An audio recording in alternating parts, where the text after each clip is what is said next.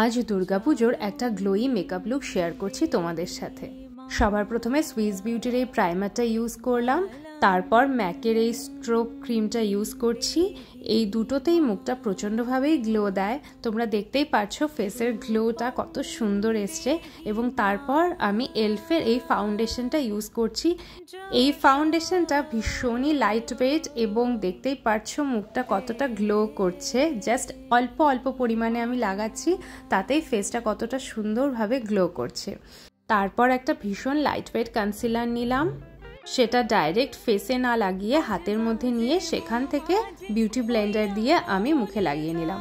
তারপর একটা cream blush use করছি, এটা ইনসাইডের ভীষণ সুন্দর একটা ক্রিম ব্লাশ এটা। এরপর হাইলাইটারটা যেটা ইউজ করছি সেটাও ইনসাইডেরই, এটাতেও ভীষণ সুন্দর একটা গ্লো দেয় আর খুব রিজনেবল প্রাইসে এটা পাওয়া যায়।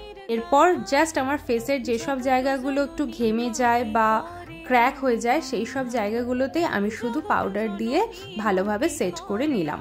আমার এই শাড়ির পাড়ের কালারটা যেহেতু আমার ফেসের সাথে সেভাবে যাবে না এবং দুর্গাপুজোয় সেটা কখনোই ভালো লাগবে না, তার জন্য আমি ভীষণই লাইট একটা আই মেকআপ রাখছি এই লুকটার সাথে।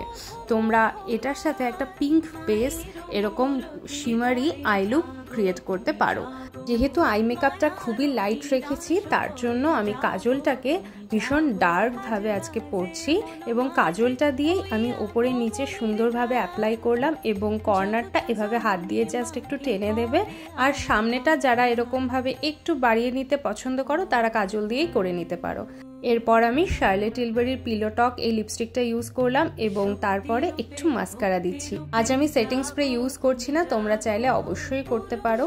এবং এটাই আমার আজকের ফাইনাল লুক। আশা করছি এই লুকটা তোমাদের ভালো লেগেছে এবং এরকম লুক তোমরাও ক্রিয়েট করতে পারো দুর্গাপুজোর সময়। আর আজকের এই শাড়িটা আমার মায়ের শাড়ি। চলো নেক্সট ভিডিওতে দেখা হচ্ছে।